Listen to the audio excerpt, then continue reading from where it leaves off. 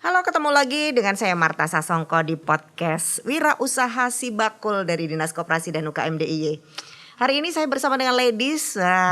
Biasanya kan sama para pria, sekarang saya merasa tidak cantik sendiri. Tapi senang banget karena kita bisa ngobrol-ngobrol banyak, apalagi di tempat yang spesial.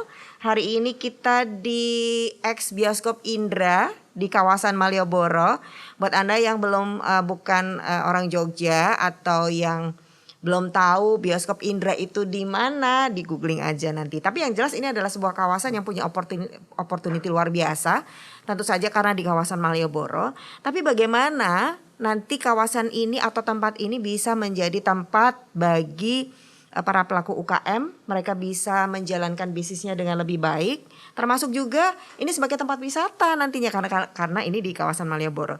Tapi secara khusus hari ini kita akan bicara tentang bagaimana menata UMKM yang ada di Malioboro supaya mereka bisa naik kelas, dan ini juga untuk mewujudkan cita-cita membuat kawasan Malioboro sebagai kawasan pedestrian. Kebayangkan kalau kita di Malioboro nanti suasananya lebih nyaman, lebih teratur, lebih tertata, belanjanya di tempatnya nyaman dan seterusnya. Nah, maka kita sekarang akan ngobrol dengan dua wanita cantik yang ada di depan saya. Yang pertama karena penanggung jawabnya beliau di kawasan Malioboro, Kepala Dinas Kebudayaan Kota Yogyakarta Ibu Yeti Martanti Esos MM. Bu Yeti. Sehat gitu pokoknya yang penting. Yang penting sehat, bener banget Bu. Masuk kawasan Malioboro itu kan kalau orang Jogja deg-degan gitu karena banyak orang datang gitu ya. Tapi sekarang karena mau ditata lebih rapi, kita berharap orang Jogja nanti juga mau dong nyaman di Malioboro gitu Bu. Tapi yang penting kita semuanya sehat hari Harus ini. sehat itu. Ya, salam sehat buat kita. Saya lupa biasanya bilang salam sehat nih, karena itu yang penting. Sehat dan bahagia Bu. Oke. Bu Yati terima kasih berkenan hadir, dan kita juga diundang boleh mencicipi tempat ini, tempat yang baru, dan begitu masuk wow banget gitu. Kayaknya langsung wah ini kekinian banget gitu loh Bu. Nanti kebayang kayak apa nih nanti kalau sudah jadi ya Bu, sudah dioperasionalkan. Nah, bersama Bu Yeti juga sudah hadir seorang perempuan cantik yang kalau Anda googling namanya, aduh ini di sosial media kayaknya selebgram juga deh. Beliau juga sebagai praktisi mentor UMKM, karena tadi sebelumnya kita ngobrol-ngobrol, passionnya buat mendampingin UMKM itu juga luar biasa. Dan itu kayaknya modalnya deh, nggak cuman kita bisa apa, tapi juga bagaimana kita mau apa dengan kita yang bisa. Bu Mini Gunawan, saya panggilnya Mbak Mini aja deh. Mbak Mini. Halo Mbak Marta. Apa kabar ya? Baik, Sehat selalu. Asli Jogja juga. J. Kalau saya bilang asli langsung J gitu ya.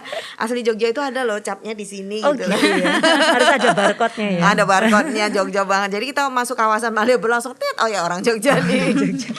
Oke, kita ngobrol.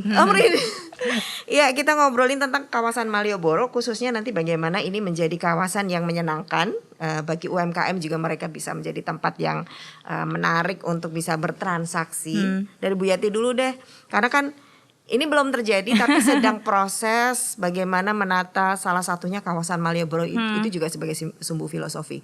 Dinas Kebudayaan Kota sendiri apa nih yang menjadi program-programnya kemarin Bu, di-share dulu Bu, Ya, untuk jadi menata Malioboro.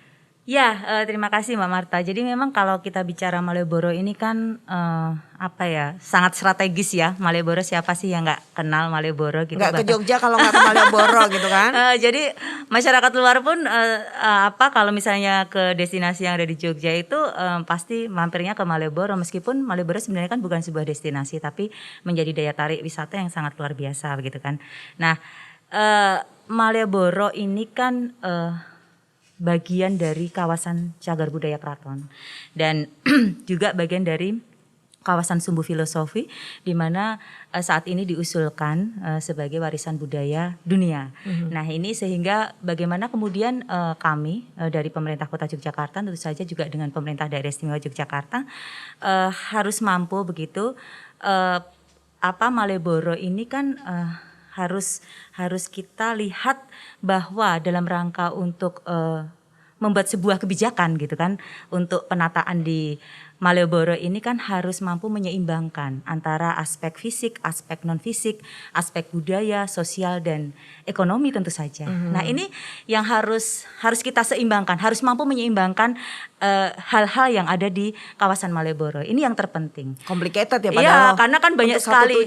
Iya, dan kita tahu bahwa Malioboro ini kan tidak hanya miliknya masyarakat atau komunitas yang ada di Malioboro, tapi milik kita bersama, milik masyarakat daerah istimewa Yogyakarta. Yang kemudian punya banyak kepentingan, ada kepentingan pariwisata, budaya dan sebagainya. Nah, itu yang kemudian kita harus mampu menyeimbangkan hal-hal tersebut begitu dalam proses kebijakan untuk penataan di kawasan Malioboro. Nah, salah satu hal yang kemudian strategi yang kami lakukan itu adalah meningkatkan statuta informal dari UMKM ataupun pedagang kaki lima yang ada di Malioboro menjadi supaya punya status formal. Jadi yang awalnya itu memang statusnya kan informal ini. Tidak artinya kan kita itu pemerintah itu justru memberikan jaminan kepastian mereka berusaha. Nah, dengan memberikan kepastian dari statuta ini, statuta informal menjadi formal. Begitu Mbak Marta. Harusnya happy mereka ya.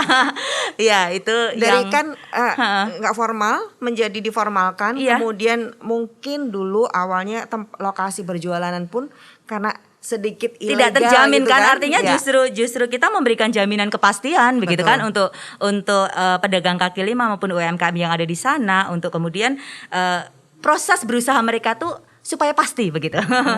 Ya. Jadi ini pemirsa podcastnya Wira Usaha Si Bakul ini sebagai informasi bahwa nantinya para pedagang kaki lima yang ada di kawasan Malioboro itu akan masuk ke area ini ya Bu. Ya, memang ada beberapa hal kebijakan yang akan dilakukan oleh pemerintah Kota Yogyakarta maupun pemerintah daerah istimewa Yogyakarta.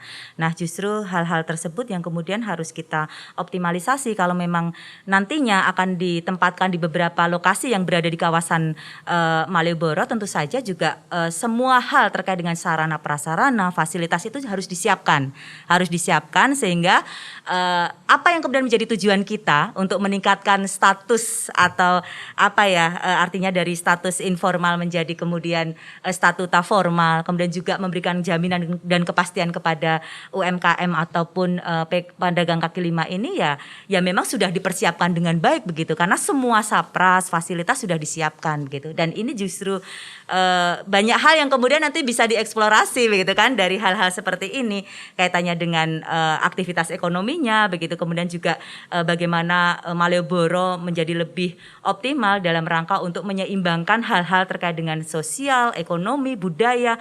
Jadi kalau kita bicara Malioboro itu tidak hanya masyarakat di luar Jogja itu bicara kalau nggak punya uang kita piknik aja ke Malioboro. Jangan sampai ada stigma seperti itu. Jadi jangan sampai kita bicara Malioboro itu seolah-olah gratisan kemudian tidak ada hal yang sesuatu yang dilakukan di sana, tapi justru Malioboro akan kita tingkatkan, akan kita optimalkan, punya value yang sangat bagus gitu.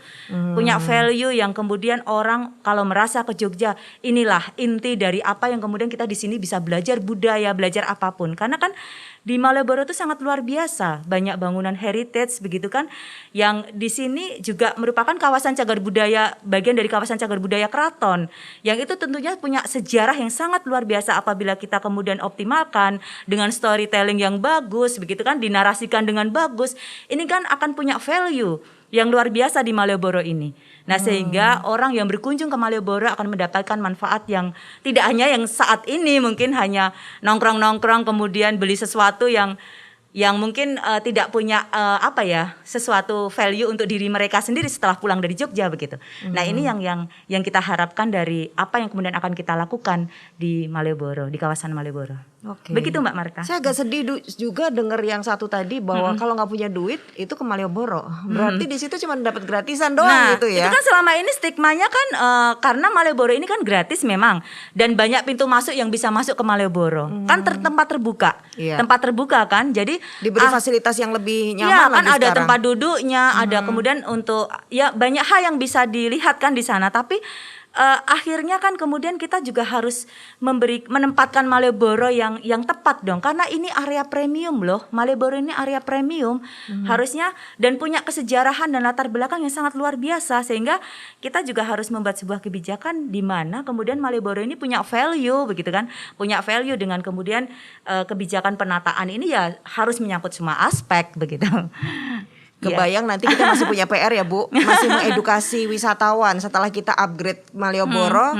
Wisatawan yang mau datang ini mesti tahu dulu nih, sekarang udah beda sama Malioboro yang dulu. Kemudian persepsinya juga harus berbeda, karena ketika dengan persepsi yang itu menata Malioboro supaya bersih pasti susah banget. Akan selalu kumuh karena isinya adalah orang-orang yang hanya ingin membuang yang nggak tahu. Biasanya cuma itu betul sekali. Jadi orang itu karena mungkin pagi sampai sore dia itu kan berwisata keluar Jogja ya, misalnya di Gunung Kidul, entah di Sleman, dimanapun. Kemudian kan sore-sore biasanya kan ke Malioboro sudah dalam posisi yang mungkin uangnya sudah terbatas atau gimana. Terus ya di sana cuma nongkrong-nongkrong gitu kan.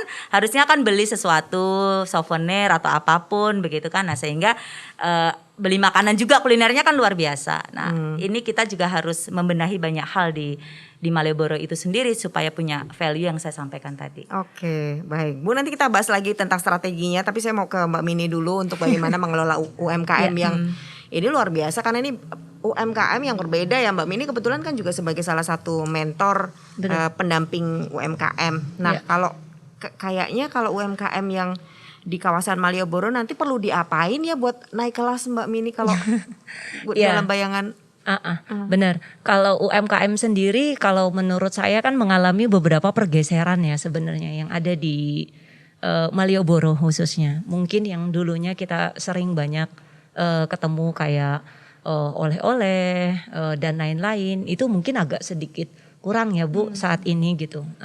Yang saya lihat dari sisi produknya berbeda ya, ada pergeseran. Betul. Saya pikir sekian lama, dari kurang lebih dari 2017 sampai sekarang saya melakukan pendampingan melalui katalog produk, melalui foto produk, digital marketing dan branding serta lain-lain. Itu kita sangat-sangat harus membutuhkan yang namanya brand awareness, Mbak. Brand awareness itu penting untuk semua UMKM yang ada di Yogyakarta, memang asli Yogyakarta. Jadi tidak hanya melakukan yang namanya sistem perdagangan saja, tapi lebih kepada kita memiliki, sama seperti Bu Yeti tadi sampaikan ya Bu, yaitu value. Value yang wisatawan waktu datang ke Yogyakarta itu memang benar-benar membeli khas ataupun oleh-oleh Yogyakarta. Gitu ya Bu. Yang impactnya dan dampaknya itu banyak sekali Mbak. Selain kita menghargai semua produk yang ada di Yogyakarta, tapi kita juga kan impactnya kan ke petani, ke semua aspek ya. Baik itu pekerja yang ada di Yogyakarta dan UMKM-nya juga benar-benar jadi bisa naik kelas Mbak. Gitu sih. Nah, kalau melihat situasi yang terjadi sekarang, kemudian mereka mau dinaik kelaskan dengan dimasukkan ke area yang lebih status formal, itu seperti apa kira-kira effort yang harus kita lakukan? Ini pastinya kan ada beberapa pihak nantinya akan melakukan. Benar. Kalau saya sih mungkin kita rajin-rajin berkoordinasi dengan dinas-dinas terkait, Bu. Dinas-dinas terkait, komunitas, paguyuban dan lain-lain ya Bu. Untuk kita saling bisa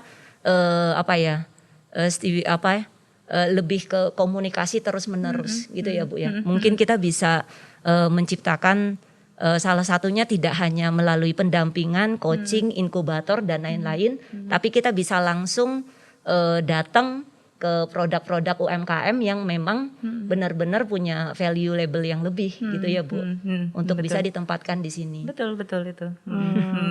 Artinya tidak semua produk nantinya bisa dipasarkan gitu ya. Kalau kita melihat prosesnya nanti ada apa aja Bu prosesnya mungkin? Iya, soalnya gini, saya melihat apa yang disampaikan tadi Mbak Mini. Aduh, kok Bu ya Mbak? Maaf ini boleh tergantung. Masih muda soalnya, mohon tergantung maaf. Boleh Ibu, Tante apa? Kalau saya pilihnya Mbak Mini aja deh. Mbak Mini ya, mohon maaf Mbak Mini dan Mbak Marta ya. Jadi, terima kasih Bu. Karena kan memang gini, mohon maaf ya ini. Jadi banyak yang belum ramah terkait dengan hak kekayaan intelektual. Itu. Jadi mohon maaf Mbak, tadi seperti yang disampaikan saya sangat setuju dengan bagaimana ke depan itu kan produknya yang di Malioboro itu benar-benar produk Jogja. punya brand lokal Jogja gitu loh. Betul. 100% Jogja. Nah, itu. Betul. Jadi itu yang kemudian jangan sampai ada barang tiruan ya. Benar. Jangan sampai ada barang tiruan gitu. Justru setuju. itu yang nanti akan dilakukan Mbak betul. Mini gitu Jangan kan. sampai juga kita menjadi pasarnya malah pasarnya orang lain gitu. Nah, sih. justru ini yang akan dibangun ya Mbak Mini ya. Akan dibangun. Apalagi produknya Dibantu. dari luar. Nah, Dimana kita semuanya tahu produk mana yang itu sangat massal dan murah gitu ya. Jangan sampai itu yang kemudian menjajah Yogyakarta Ya, gitu. justru kan bagaimana kita nanti kan menunjukkan bahwa di Malioboro ini memang kalau orang datang ke Malioboro mau cari brand-brand lokal Jogja 100% Jogja situ. di sinilah. Ya, Nah, itu. betul. Jadi itu yang kemudian tadi maksudnya ada kurasi dan sebagainya. Mungkin itu yang akan dilakukan Mbak Mini and tim gitu ya. Nanti mungkin dengan teman-teman yang lain itu. Nah, justru kita akan menunjukkan Malioboro yang sangat berbeda ke depannya seperti Tapi itu. ada upaya untuk itu dari dinas, maksudnya untuk ya, mendorong kalau di Diskop bahwa sendiri sudah Iya. akan ada kurasi dan seterusnya semua. ya. Jadi Setuju. yang sekarang sudah dipasarkan mungkin kita boleh sebutkan ya Bu. Mungkin salah satunya kemarin saya di bandara itu ada pasar kota gede di DIY. Pasar itu kota gede itu isinya kan memang juga, produk-produk betul, dari UKM kan. Betul semuanya dan saya bangga sekali Bu. Waktu pertama kali babat alas ke sana itu belum ada bentuk bangunan sama sekali di sana. Dan saya sudah wow gitu. Jadi kayak salah satu goalsnya saya membina dan menginkubator semua produk UKM mewakili 4 kabupaten yang ada di Yogyakarta Ibu.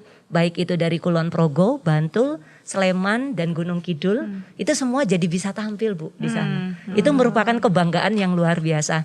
Jadi saya harapkan mungkin di Malioboro pun menjadi salah satu potensi yang besar untuk memasarkan produk-produk UKM unggulan Yogyakarta khususnya. Betul sekali. Bu Yeti, yang disampaikan Mbak Mini ini kan ketika yang dikelola memang UMKM.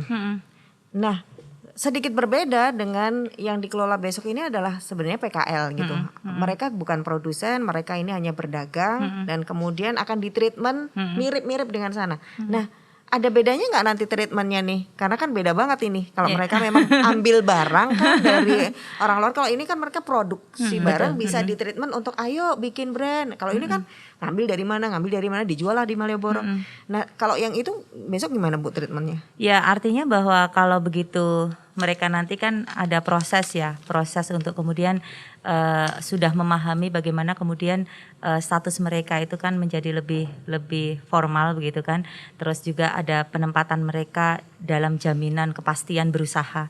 Nah tentu saja ada beberapa standar kriteria yang nanti akan kita sampaikan kepada mereka dalam berupaya gitu, dalam berusaha dalam berusaha sehingga hal-hal inilah yang kemudian kan sangat membuat mereka lebih mampu untuk mengaktualisasi ataupun mengeksplorasi dirinya begitu kan, supaya mereka kemudian menjadi lebih terbuka bahwa era saat ini itu kan mereka dalam berdagang pun mohon maaf ya Mbak Mini ya harus kemudian disandingkan dengan teknologi kan. Betul. Karena yang selama ini mereka berjalan itu kan masih sangat artinya belinya ya nunggu orang datang gitu. Nunggu orang datang. Nah justru nanti akan ada banyak hal kebaruan yang ini justru membuat mereka sangat lebih terbuka dan sangat lebih memperluas jangkauan dalam mereka berdagang ya berusaha. Nah ini yang kemudian diberi media ini tentu saja ini membawa angin segar kalau menurut kami loh ya kita tapi ini yang harus kita edukasi kepada pedagang kaki lima yang belum terbiasa. Seperti kebiasaan saat ini Mbak Marta, kan kita juga pandemi kan kemudian ada kebiasaan baru yang harus kita sesuaikan. Harus pakai masker dan seterusnya. Semuanya karena kebiasaan kan.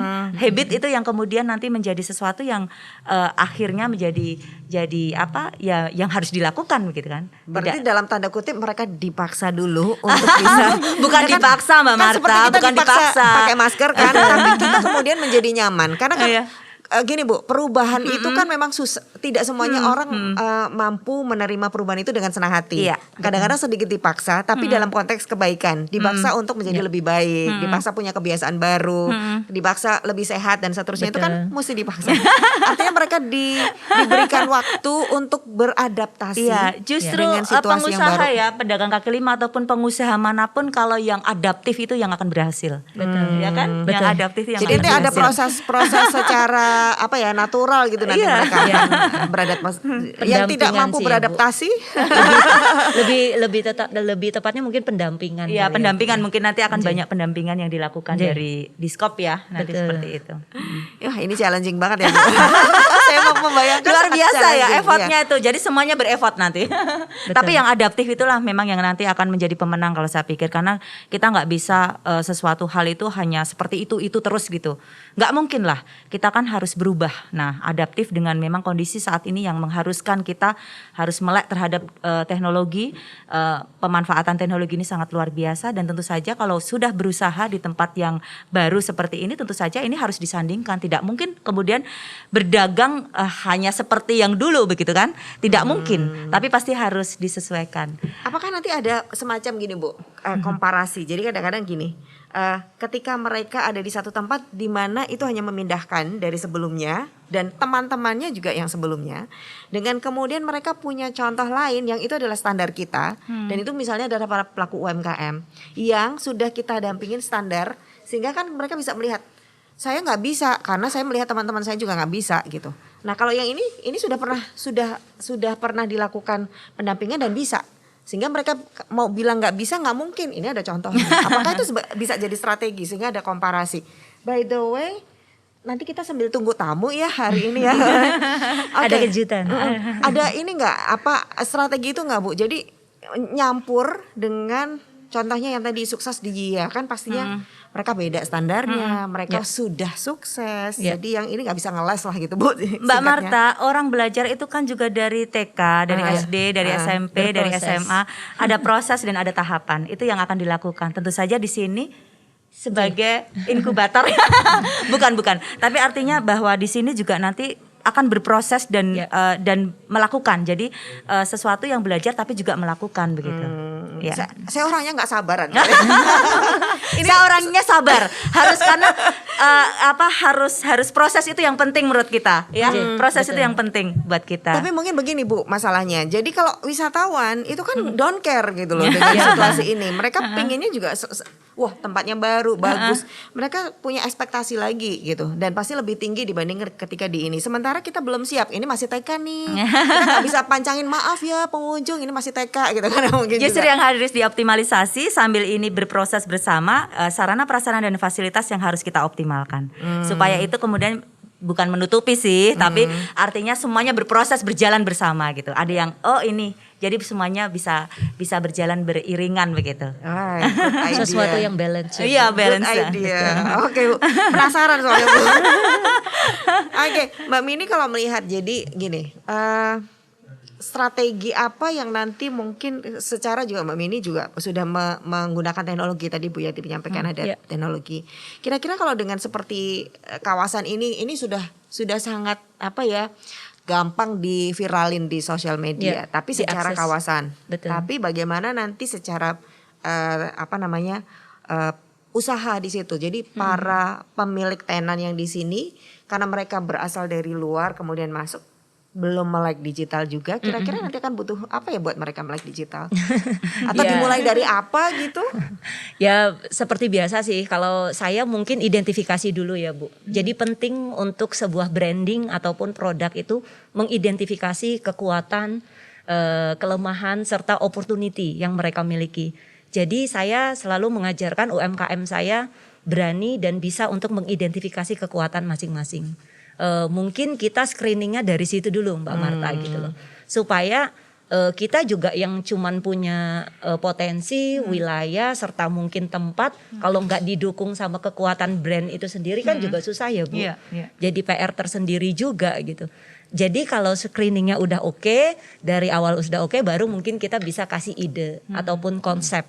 untuk membuat bahwa produk tersebut ternyata ternyata kekuatannya di sini. Nanti kita bangun jalan ceritanya seperti apa, storytellingnya seperti apa, impact terhadap membeli produk itu seperti apa. Mungkin kita bisa bumbui dengan yang namanya campaign, Ibu. Campaign itu juga kan penting untuk semua branding bisa terchallenge secara tidak langsung. Produknya sudah bagus, rasanya sudah enak, tapi ternyata bingung masarinnya gimana gitu. Gitu sih Mbak Marta. Jadi sesuatu yang harus punya paket komplit sih menurut saya. Dan sekarang itu berdagang itu udah nggak bisa Mbak Marta. Cuma nunggu bola gitu nggak bisa. Harus jemput bola ya. Betul, harus jemput bola dan harus melek digital juga. Sambil dengerin Mbak Mini tadi cerita, saya sambil ngitung-ngitung nih kira-kira jumlah PKL di Malioboro itu berapa, nanti akan masuk di sini dan berapa mentor yang dibutuhkan. Siap, nanti kita bagi per batch. Per batch lebih bagus ya. Karena masih ngitung-ngitung ini, sekalian saya mau break dulu sebentar karena saya mau menyambut tamu istimewa saya setelah ini ya.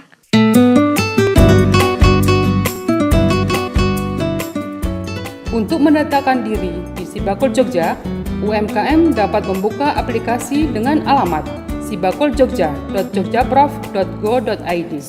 Langkah selanjutnya adalah dengan klik daftar sekarang yang ada di kanan atas. Untuk kelancaran pengisian data, sebelumnya UMKM menyiapkan KTP.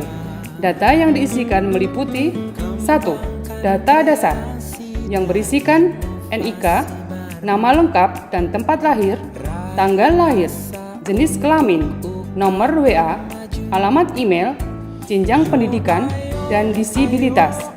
2. Profil usaha. Nama usaha. Mulai menjalankan usaha, jika lupa tanggal dan bulan, bisa dengan mengisikan tanggal 1 Januari. Alamat usaha ditulis lengkap. Kemudian memilih kabupaten, kota, dan desa dari tempat usaha, aset usaha, omset, jenis usaha, dan produktivitas. Selanjutnya, aspek untuk penentuan klaster UMKM terdiri dari 1. Aspek produksi, 2. Aspek pasar dan pemasaran, 3. Aspek digital marketing, 4. Aspek kelembagaan, 5. Aspek keuangan, 6. Aspek sumber daya manusia. Untuk keenam isian tersebut di atas diisikan dengan cara memilih satu jawaban. Setelah selesai akan mendapatkan skor untuk klaster UMKM dari 6 aspek tersebut di atas. Putus asa.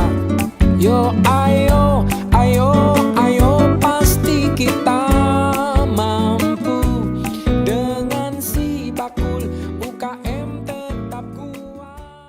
Oke. Kayaknya kita perlu diskusinya lebih dalam lagi. Tapi saya akan menyambut dulu tamu kita, biar kita nggak merasa paling cantik sendiri. Ada yang terganteng sedunia yang akan bergabung dengan kita. Kanjeng, tepuk tangan dulu. Ini baru mendarat langsung ke Malioboro loh. Kanjeng, sehat? Wah, berasa wisatawan.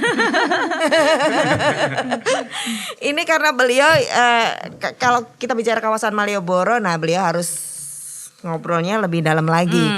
Kita tataran pelaksana, saya penikmat gitu ya. Beliau kan kebijakan, penganggaran, pengawasan ada di beliau. Iya, kita sekarang sudah hadir lagi satu tamu istimewa. Anggota Komisi A DPRD DIY, Kanjeng Pangeran Haryo Purbodiningrat SE MBA. Walaupun sibuk banget, walaupun tadi masih dari perjalanan, tapi beliau tetap komit untuk bicara kawasan Malioboro itu seperti apa dan bagaimana menata UMKM-nya seperti apa. Begitu ya Kanjeng ya? Kita sudah heboh bertiga soalnya. Jadi karena Kanjeng sudah datang, ini tadi kita sudah mulai dengan bagaimana dari sisi Dinas Kebudayaan itu akan menata kawasan pedestriannya, tapi belum sampai ke sana Kanjeng. Tapi kita masih bahas bagaimana memindahkan UMKM PKL yang ada di Malioboro ke sini. Itu ternyata bahasanya panjang banget dan ada yang nggak sabar untuk bisa ngelihat harusnya standar begini, tapi ada yang sabar sekali gitu. Dan bagaimana mentornya itu bisa berjalan. Kanjeng, langsung saya tanya apa mau ambil napas dulu? Kan saya harus bertanya, jangan-jangan tadi lari-lari ke sini. Karena dari depan kan tadi sudah macet. Terus Kanjeng harus jalan ke belakang ini lumayan. Sudah tunjuk dulu. sudah menambah kalori ini. Kanjeng, ini kalau dari kawasan Malioboro ini kan sekarang sudah ditata, tapi kemudian pastinya ada banyak tantangan. Kalau tantangan sih sudah dihadapi sejak menata kawasan Malioboro dari dulu ya. Tapi sebagai Dewan sendiri karena kantornya juga di kawasan Malioboro kan. Apa sih perspektifnya sebenarnya untuk penataan kawasan Malioboro ini? Selain juga sumbu filosofinya iya, tapi juga ada di situ berbagai aktivitas sosial dan ekonomi dan seterusnya. Itu perspektifnya Dewan sendiri untuk penataan ini seperti apa sih? Mungkin mohon maaf saya telat, jadi nggak tahu tadi diskusinya sudah sampai mana ya. Tapi yang pasti bagi kami Malioboro saat ini tuh jauh lebih bagus. Lebih dekat Kanjeng, mohon maaf. Ya. Jauh lebih bagus, jauh lebih bersih, lebih tertata daripada sebelum program revitalisasi Malioboro itu dilaksanakan. Kan mulai sekitar tahun 2012 kalau nggak salah. Dimana pada waktu itu trotoar Malioboro itu difungsikan sebagai parkiran kendaraan roda 2, kadang ada yang depan roda 4 juga. Nah, namun dengan adanya revitalisasi Malioboro, di mana fungsi pedestrian itu dikembalikan, kita percantik, saat ini sangat bagus walaupun belum 100% sesuai dengan yang kita harapkan, tapi selalu ada progres perbaikan dan penyempurnaan sehingga sesuai dengan apa yang kita rencanakan dari awal. Saya sedang memvisualisasikan ini Kanjeng, membayangkan nantinya yang nyaman itu seperti apa. Tapi sebelum ke sana, saya baru sadar bahwa ternyata kita tuh satu hati, satu tema. Warnanya biru semua. Sehati ternyata. Saya agak berwarna ya karena pakai batik. Iya, tapi tetap ada warna dasarnya yang kita relate gitu. Nanti berarti kita bisa menjadi satu tim nih Kanjeng. Tinggal diperintah apa nih. Lalu kalau begitu saya ke Bu Yati lagi ya Kanjeng ya. Bagaimana menata pedestriannya ini Bu? Karena kan sudah sesuai dengan arahan ini kan ada sumbu filosofi yang ditata. Kemudian PKL-nya nanti masuk ke sini. Sebenarnya nantinya pedestriannya itu akan seperti apa sih? Jadi kalau tadi saya sudah sampaikan bahwa Malioboro itu kan bagian dari kawasan cagar budaya Keraton. Nah, beberapa hal terkait dengan kebijakan tentu saja juga harus diselaraskan. Makanya tadi kita harus menjaga keseimbangan antara budaya, sosial, ekonomi yang ada di sana begitu. Betul. Nah, baik fisik maupun non fisik juga harus ada keseimbangan supaya ujung-ujungnya kan semuanya untuk kesejahteraan masyarakat. Jadi seperti itu. Nah, kemudian kalau bicara kaitannya dengan pedestrian sebenarnya kan sudah diawali ya beberapa tahun ini. Salah satunya adalah yang mungkin kita lihat bagaimana kemudian semi pedestriannya juga sudah diawali dengan pembangunan sarana prasarana yang ada di sana. Yang kedua juga bagaimana kemudian kita menerapkan sistem giratori yang ada di kawasan Malioboro. Nah, sistem giratori ini kan tentu saja ini sebenarnya penguat dari nantinya pedestrian full akan diberlakukan di Malioboro. Termasuk kemudian pengaturan terkait dengan untuk waktu kendaraan yang bermesin ataupun kendaraan itu kan tidak boleh masuk Malioboro di kawasan Malioboro pada jam berapa sampai jam berapa yang dilakukan oleh Dinas Perhubungan Kota maupun Daerah Istimewa Yogyakarta. Nah, itu sebenarnya kan arah-arah menuju proses pada pedestrian full ke depannya. Nah, ini yang sudah dilakukan termasuk bagaimana mengoptimalisasi dari sarana prasarana maupun fasilitas menuju pada pedestrian. Karena kan kalau bicara pedestrian itu kan harus nyaman. Harus nyaman Full untuk berarti nggak boleh ada kendaraan. Nah, itu kan harus nyaman. Artinya sekarang ini kan kita proses untuk menuju pedestrian. Nah, pedestrian yang saat ini diberlakukan pun sebenarnya sudah pedestrian, tapi kan memang tidak full, ada tahapan-tahapannya begitu. Ada tahapan-tahapannya.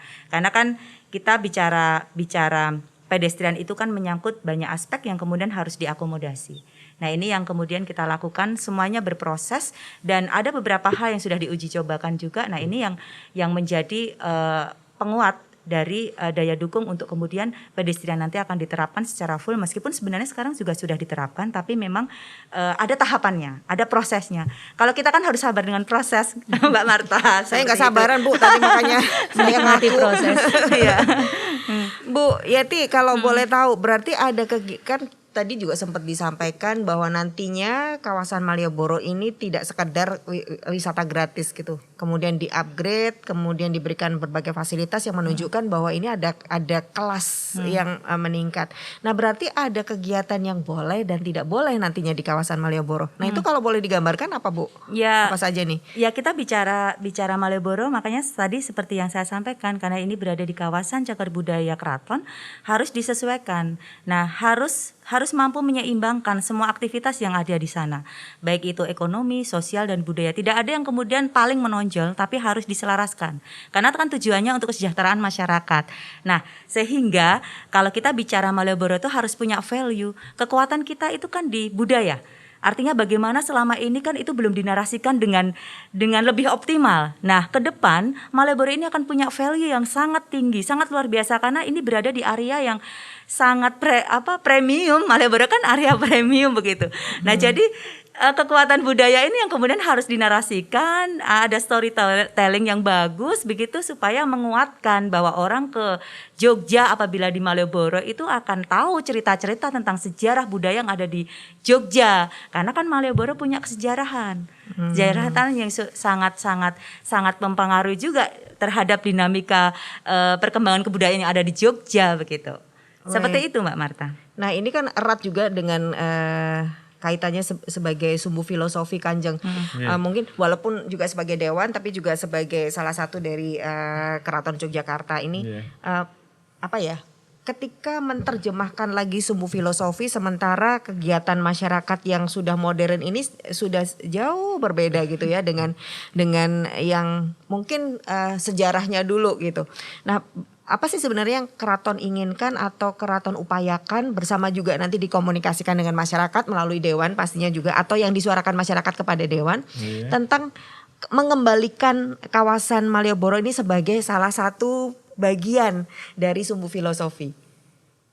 Kemudian itu yang bisa diterima oleh masyarakat. Jadi kegiatan-kegiatan atau aktivitas apa yang harus diubah menjadi seperti apa sehingga itu bisa terintegrasi menjadi yang sesuai dengan persyaratan untuk menjadi sumbu filosofi. Kalau diubah mungkin tidak juga ya, tapi lebih ke ditata, Mbak. Karena sekarang juga semrawut ya, karena memang Malioboro Pasar Beringharjo itu kan memang ekonomi dari dulu dari keraton memang untuk kegiatan ekonomi. Kemudian di Kepatian sampai ke kantor saya itu untuk pemerintahan. Jadi cuman tinggal nata aja sebenarnya, merapikan dan menata saja. Tidak terlalu diubah harus apa dan bagaimana gitu. Enggak. Ya cuman nanti mungkin tadi sudah diatur ke Mbak Yeti bahwasanya memang nanti kaki 5 akan diprayogeke nggih, dimuliakan. Jadi kan mereka tidak perlu tiap hari bongkar pasang, hujan kepanasan, panas kehujanan kan. Iya kan? Betul. Nah, kan diprayogeke. Jadi dia datang tinggal buka buka lapaknya gitu, nggak perlu angkat-angkat setiap hari. Kan itu sesuatu yang bagus yang menuju sesuatu yang lebih baik dan lebih tertata gitu. Lebih efisien juga buat mereka gitu. Jadi lebih ke menata ya. Kan ada beberapa yang mungkin takut gitu, waduh ini nanti harus gimana saya, atau jangan-jangan harus ada perubahan yang kita lakukan secara cukup signifikan gitu. Namanya perubahan itu pasti selalu ada pihak yang merasa takut akan perubahan, resistensi itu sudah biasa. Tinggal bagaimana pemerintahan kota maupun DIY itu mensosialisasikannya. Makanya Mbak Yeti juga ngendika memang ini secara bertahap nih, karena kita tentu ingin agar perubahan ini dapat diterima dengan baik dan tidak menimbulkan keresahan sosial bagi seluruh stakeholder yang ada di Malioboro. Kadang-kadang baru denger aja udah resah gitu ya. Belum diapa-apain takutnya gitu ya.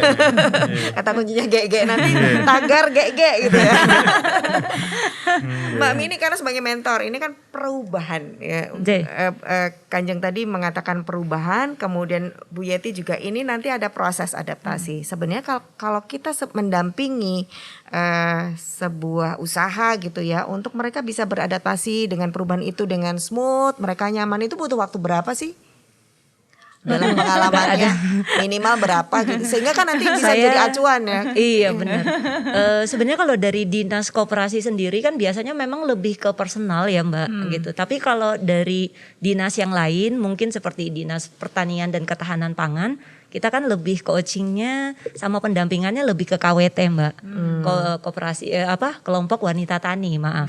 Jadi saya pikir kalau waktu itu kita nggak tahu ya, kita nggak bisa memastikan ya Mbak kalau waktu sebenarnya. Cuman balik lagi ya proses itu dinikmati saja kalau menurut saya, karena memang hasil yang baik itu adalah hasil yang kita sabar dalam proses. UMKM saya juga saya coachingnya seperti itu sih. Kenapa? Karena memang sesuatu yang memang dinikmati luar biasa sih Bu gitu. Jadi jangan sampai kita kehilangan identitas kita sebagai orang Jogja, produk Jogja dan lain sebagainya. Begitu sih Mbak. Bu Yadi Jadi- sendiri mempersiapkan proses adaptasi nanti dari luar masuk ke dalam, kemudian ada proses pendampingan yang tadi Mbak Mini sampaikan, itu berapa lama sih Bu? Ya kalau kita untuk belum sampai proses masuk ke sini, prosesnya udah lama sekali. Oh sudah, jadi sebelum masuk sudah dilakukan. Oke. Ya karena kan yang seperti yang kami bilang tadi, kami sampaikan bahwa Malioboro itu kan milik masyarakat daerah istimewa Yogyakarta, bukan miliknya komunitas Orang per orang. Malioboro saja, bukan. Betul, Karena ini kan bagaimana kemudian citra Jogja itu kadang dari Malioboro. Ini begitu ada sesuatu hal di Malioboro itu sampai ke nasional kan gitu, apapun gitu. Padahal dengar-dengar yang di kawasan Malioboro malah bukan orang Jogja Bu. Betul. Nah, sehingga tadi yang disampaikan Kanjeng memang kita harus menata, ada penataan dan pengelolaan yang bagus, yang baik begitu. Yang tepat untuk kemudian bagaimana meseimbangkan semuanya. Keseimbangan aktivitas dari budaya, sosial, ekonomi yang berada di sana ini yang terpenting. Supaya untuk tujuan dari kesejahteraan masyarakat itu tercapai seperti itu. Jadi salah satu kontennya nanti bagaimana mereka menjadi bagian dari wajah Jogja gitu ya, dibawa untuk menjadi orang Jogja dong gitu ya, wajahnya Jogja. Kanjeng, kalau dari Dewan sendiri supporting, jadi mungkin dari sisi kebijakan dan ataupun juga penganggarannya untuk penataan kawasan Malioboro sampai ke tempat ini juga itu seperti apa sih? Nah ini kita bisa berada di sini tuh juga Sudah disupport ya. peran dari penganggaran kami. Tapi saya Juga. merasa ini Kanjeng merasa terhormat, ini belum jadi sudah boleh mencicipi ya, boleh diviralin. Monggo. Kemudian juga untuk penataan itu juga Hotel Mutiara juga walaupun dengan beberapa catatan juga kita ambil alih juga demi kemajuan UMKM di daerah istimewa Yogyakarta. Walaupun mungkin yang di sana mungkin nanti lebih UMKM yang mungkin lebih terakurasi ya, lebih terakurasi daripada yang mungkin nanti di sini ya, karena di sini mungkin pindahan dari Pasar Sore kalau nggak salah, atau ada perubahan, saya nggak tahu kota nanti yang ngatur nih. Kemudian juga beberapa titik yang mungkin akan kita bebaskan untuk menampung pedagang-pedagang kaki lima di kanan kiri Malioboro ini. Kemudian juga bahkan kami mengorbankan diri kami sendiri, bukan mengorbankan, atas inisiatif kami sendiri kami akan pindah kantor Mbak. Kita akan pindah kantor di Timoho ya, di dekat Argo Lubang, apa namanya itu? Yes, Jalan Timoho itu.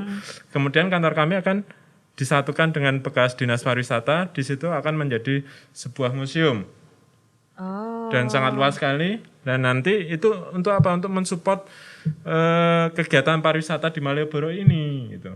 Oh begitu. Jadi kami juga menata diri kami sendiri. Oh, wis ra pantes pemerintahan di sini karena wisatawan seperti itu macetnya. Betul. Kemudian nanti akan menjadi full pedestrian. Terus kita mau ke kantornya gimana gitu. Mau paripurna Harus jalan kaki. waktu mepet. Harus jalan kaki Kanjeng. Jangan jalannya ditutup kan. Kami juga tahu. Bahkan Ngarso Dalem pun gubernur juga kantornya pintunya pun dipindah. Iya. Iya Tidak lagi betul. niat Malioboro Iya. tapi yang sisi Suryat Majan. Artinya kami pun juga menata, pemerintahan DIY pun juga menata diri. Orang Mingwaton Dauh, tapi kita juga ada konsekuensi yang dari kebijaksanaan yang kami ambil sendiri juga gitu loh. Ya, dan beberapa titik lain mungkin parkiran-parkiran yang harus segera kita sediakan untuk menampung kendaraan-kendaraan karena sebagai konsekuensi mereka tidak boleh melewati Malioboro. Seperti itu selalu kita support, Mbak. Iya, karena ini proses yang sangat rumit ya, Ya, Kanjeng, karena komprehensifnya butuh waktu. sudah jadi kawasannya, kemudian sudah padat sekali sehingga untuk menambahkan fasilitas begitu kan menjadi agak susah ya, apalagi ketika ini di kawasan ini menjadi kawasan yang bebas kendaraan, di mana kendaraannya gitu kan. Masa dilipat terus kita jalan gitu kan nggak ada.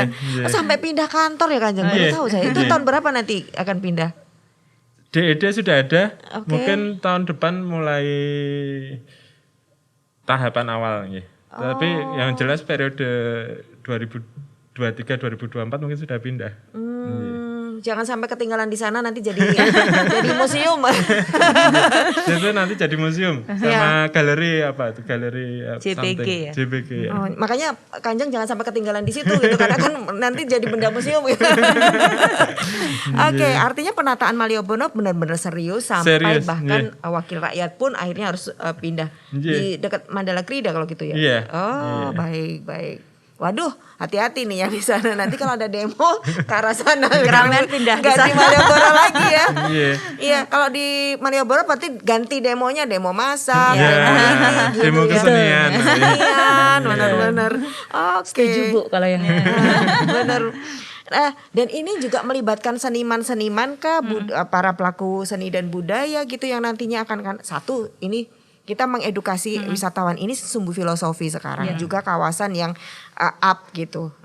Kemudian yang tadi saya yang nggak boleh dan yang boleh. Nah sekarang yang boleh itu untuk menaikkan citranya Malioboro tadi direncanakan apa saja sih Bu Yeti? Ya sebenarnya aktivitas yang kemudian selama ini berlangsung di Malioboro itu kan dibolehkan, tapi yang penting itu adalah diatur. Jadi jangan kemudian semua hal itu bisa dilaksanakan kemudian tidak ada pengaturan yang jelas gitu. Karena yang membuat semrawut atau membuat sesuatu itu tidak tepat itu kan karena tidak ada pengaturan yang tepat gitu, tidak ada pengaturan yang pas.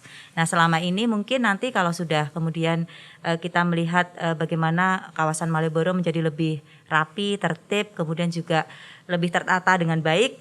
Nah, tentu saja aktivitas-aktivitas yang lain juga harus bisa diatur begitu kan.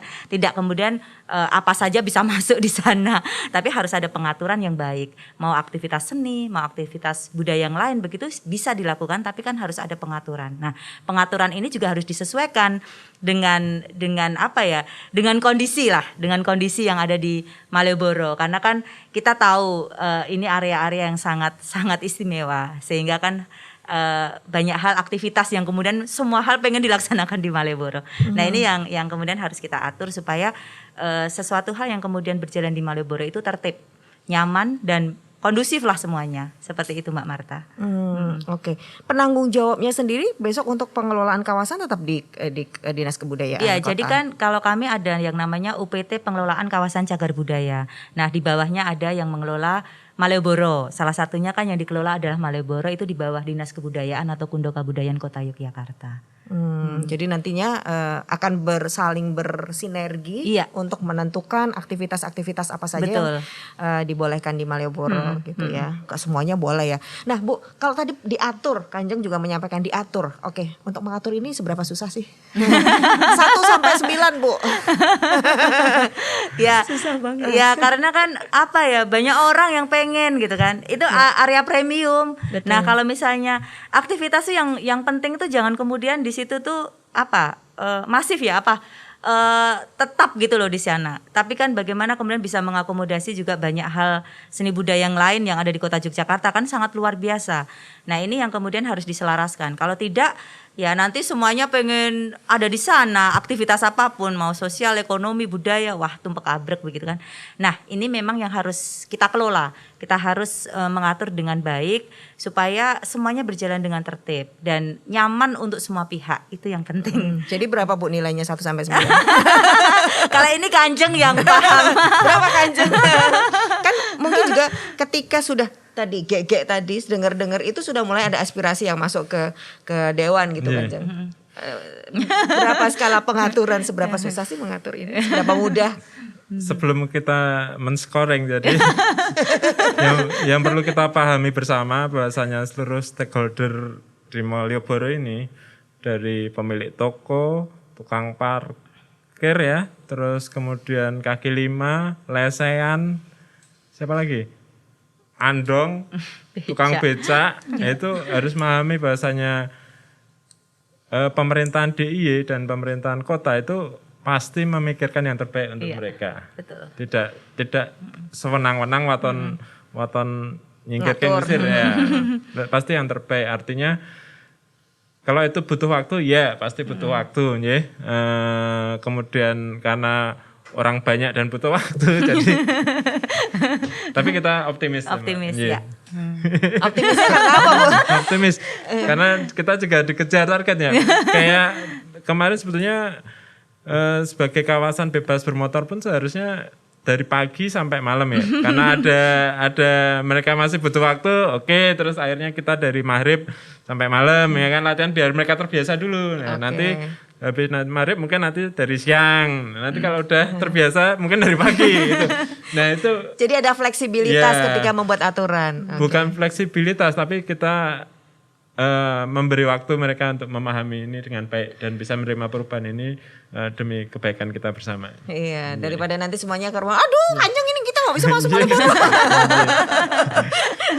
Iya, orang PPKM aja susah gitu ya, diatur-atur gitu, maunya lompat apalagi nih. Oke, baik. Tapi ini sebagai salah satu tipsnya bertahap gitu ya untuk Mbak Mini. Sekarang bagaimana menemani para pelaku UMKM yang tadi yang saya sebutkan, mereka dari konvensional kemudian diberikan tempat yang lebih baik, kemudian ada pendampingan termasuk digital. Betul. Nantinya bagaimana supaya mereka bisa terus mengikuti, beradaptasi, kemudian benar-benar bisa naik kelas. Ada nggak tips-tipsnya buat para pelaku UMKM yang nantinya akan ada di situ? Oke, di sini. Ya, menembus pasar digital sih, Mbak. Jadi benar-benar kita bisa memaksimalkan, sekarang kan semua apa-apa serba digital ya, Mbak.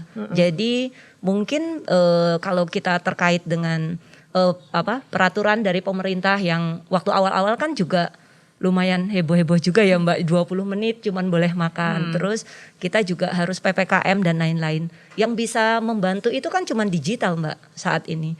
Jadi pelaku UMKM itu penting untuk mengadopsi semua perubahan yang baik. Termasuk tadi perubahan lokasi dan lain-lain. Jadi kita sekarang udah nggak bisa, Mbak, yang namanya cuman menunggu atau ya udahlah rezekinya cuman segini, itu juga nggak bisa seperti itu. Jadi kemampuan untuk UMKM tadi bisa menembus pasar digital, by online. Jadi produknya juga dikembangkan lagi, diperbaiki untuk bisa diterima baik itu di domestik ataupun di luar juga. Gitu sih. Jadi walaupun mereka punya lapak di sini, betul, jangan menunggu orang masuk. Nanti kalau tiba-tiba PPKM lagi nggak boleh masuk, mereka bilang, aduh sepi lagi gitu. Jangan sampai. Mereka sudah jadi segala hal-hal seperti itu mungkin kan kita olah kembali. Yang namanya rintangan itu kan nggak semuanya koneksinya harus negatif. Kalau saya pikir seperti itu, Mbak. Jadi bagaimana caranya kita mengelola hal yang negatif tadi menjadi hal yang positif. Saya selalu bilang dengan UMKM saya, semangat saja itu udah nggak cukup saat ini itu. Jadi harus pinter, Bu. Pinter satset pokoknya. Satset ya. Agile. Semangat boleh itu menjadi pondasi, tapi jangan berhenti pada semangat. Betul. Tetap harus melakukan hal-hal yang, apalagi sekarang dunia menuntut perubahan itu cepat sekali. Betul, cepat sekali, betul. Jadi penting juga untuk kita punya storytelling yang baik tentang orang, bagaimana sekarang itu kan orang-orang kan cuman nggak bisa cuman mengkonsumsi produk, Mbak.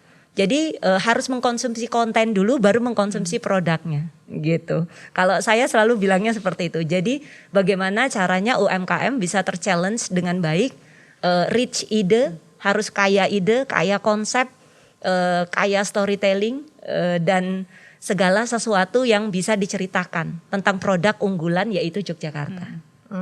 Oke, baik.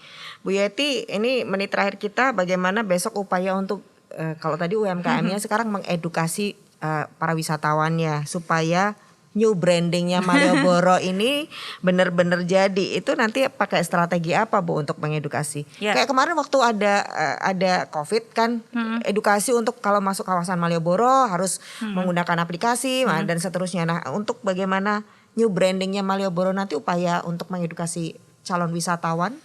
Ya, tentu saja kalau tadi kita mengatur komunitasnya yang ada di Malioboro, tentu saja juga kita harus ada pengaturan untuk pengunjung yang akan mengunjungi Malioboro. Itu yang pasti. Ada aturan. Ada aturannya. Jadi itu ada aturannya, baik masalah pengaturan. Barangkali juga masalah durasi waktu nanti akan kita atur. Karena kan Malioboro ini kan gratis. Betul. Kalau kemudian tidak 24 jam. Iya, kalau kemudian tidak diatur masalah durasi waktu, padahal ini gratis, nah nanti ada yang sampai berjam-jam nongkrong di Malioboro. Yang lainnya terus gimana nanti? Padahal daya dukung Daya ataupun muatnya. ini kan kapasitas Malioboro kan tidak memungkinkan kalau untuk masa pandemi saat ini. Nah, itu yang kemudian yang terpenting adalah pengaturan. Nah, pengaturan ini yang kemudian kita harus memahamkan kepada seluruh masyarakat Jogja dan juga masyarakat yang ada di luar Jogja untuk memahami ini. Entah nanti pengaturannya masalah durasi waktu, masalah kemudian nanti kalau penerjemahan protokol kesehatan kan masing-masing ya, ada penerjemahnya kan. Kalau misalnya di destinasi A, B, C kan tentu saja harus seperti ini. Masker, cuci tangan itu sudah menjadi yang wajib. Tapi kemudian di derivasi apa lagi itu yang penting. Nah kan masing-masing punya karakter ataupun sesuatu yang berbeda. Nah itu yang kemudian harus diterjemahkan di masing-masing supaya menjadi tepat untuk kemudian dilakukan oleh baik pengunjung ataupun oleh pengelola ataupun oleh yang menempati di kawasan tersebut. Nah itu yang akan kita lakukan, pengaturan begitu Mbak Marta. Baik, dan kayaknya besok membutuhkan banyak seperti Mbak Mini influencer, para selebgram gitu ya untuk membuat spot-spot Malioboro yang baru dengan kelas yang baru gitu ya. Saya bayangin gitu. Karena saya juga di digital platform yang sekarang kita selalu gaungkan ya Bu, kita tuh penting Mbak untuk nggak hanya memiliki followers yang banyak, tapi kita bertanggung jawab dengan semua Atas dengan konten semua yang kita- konten yang kita buat itu sih. Mungkin yang tidak banyak anak muda tahu ya Bu. Saya juga masih anak muda sedikit ya Mbak. Jadi Artinya yang nanti pentingnya itu punya peran ya, kita akan Betul. bisa meminta banyak influencer atau Ya, mereka banyak yang pihak, aktif di betul. sosial media atau siapapun yang bisa menggerakkan, mengisi Betul. konten mereka untuk ikut membranding Malioboro yang baru. Betul. Mengedukasi dengan hal-hal yang baru Positif ya Bu. ya. Yang positif. Iya. Ji. Kanjeng kalau begitu mohon diberikan satu kepada eksekutif sebagai pelaksana gitu ya. Kemudian masyarakat luas termasuk di dalamnya ada para pelaku UMKM untuk mendukung bagaimana Malioboro ini semakin tertata sebagai kawasan ekonomi tapi juga kawasan yang nyaman sebagai kawasan pedestrian. Apa yang mau disampaikan? Kalau kita secara fisik melihat Malioboro sekarang itu panjenengan bisa membayangkan habis berapa ratus M yang telah kita keluarkan. Hanya untuk satu ruas trotoar, jalan. satu penggal trotoar tuh kalau nggak salah 8,5 M-an. Kali berapa penggal itu dan itu artinya nek boleh gawe larang-larang yo ijek do kumuh ini apa ora sayang. Itu kan uang kita juga. Bagi orang Jogja aduh ngelos dodok. Iya, itu kan uang Kanjeng. kita juga. Iya, Maka betul. mari kita tumbuhkan kesadaran kita bersama, khususnya para stakeholder di Malioboro ini. Oh iya, iki larang-larang masuk awak dhewe ming waton dodolan kaya ngene. Itu kesadaran seperti itu yang harus kita tumbuhkan sehingga mereka mau bersedia ditata oleh pihak pemerintahan DIY maupun pemerintahan kota untuk sesuatu yang lebih baik. Itu aja Mbak. Baik, untuk para pelaku UMKM dan masyarakat. Pelaku UMKM monggo tingkatkan kualitas produknya, nggih. Jangan aton murah kemudian kualitas ya memang ada levelnya nggih. Ada kualitas gradasi kualitas namun ojo elek-elek banget gitu lah. Karena Pakai jangan citra gitu ya. sampai kesannya wah mentuku Malioboro itu sesuatu yang murah torelek itu jangan sampai itu harus kita hindari. Itu sebaiknya belinya di seberang sana itu loh yang made in mana gitu ya. Murah terelek. Sebaiknya kalau Jogja adalah yang berkualitas dan bisa dibanggakan ada citra Jogja gitu ya Kanjeng. Kanjeng matur nuwun sudah menyempatkan Sama-sama, waktunya Mbak Marta. untuk ngobrol di tempat yang terima kasih juga kita dibolehin ada di sini. Bu Yeti selamat bekerja dengan jajarannya. Matur nuwun. Bersinergi tentu saja dengan kita-kita juga Matur siap nuwun, membantu. Mbak Mini, mari kita nanti ngitung-ngitung ya butuh Siap. mentor berapa mensupport Bu Yeti dan Untuk lain-lainnya. kinerja yang lebih baik ya, Ya, Bu. ya, terima kasih. Benar. Seperti yang disampaikan Kanjeng Purbo tadi bahwa tidak bisa sendiri. Eksekutif menyusun, merancang, kemudian mengatur dan kemudian mengawasi. Ada supporting budget juga pengawasan dari dewan. Kita sebagai warga masyarakat, Mami ini saya, Anda juga itu ikut berkontribusi di dalamnya. Karena kita menjadi bagian dari aktivitas di dalamnya. Jadi mari bersama-sama bergandeng tangan kita buat Malioboro menjadi kebanggaan Jogja, tempat yang nyaman untuk aktivitas ekonomi, sosial dan kebudayaan, menjadi pedestrian dan menjadi salah satu sumbu filosofi yang menjadi warisan budaya nantinya. Terima kasih Anda sudah mengikuti podcast Wira Usaha Si Bakul dari Dinas Koperasi dan UKM DIY. Saya Marta Sasongko. Salam UKM naik kelas, salam sehat.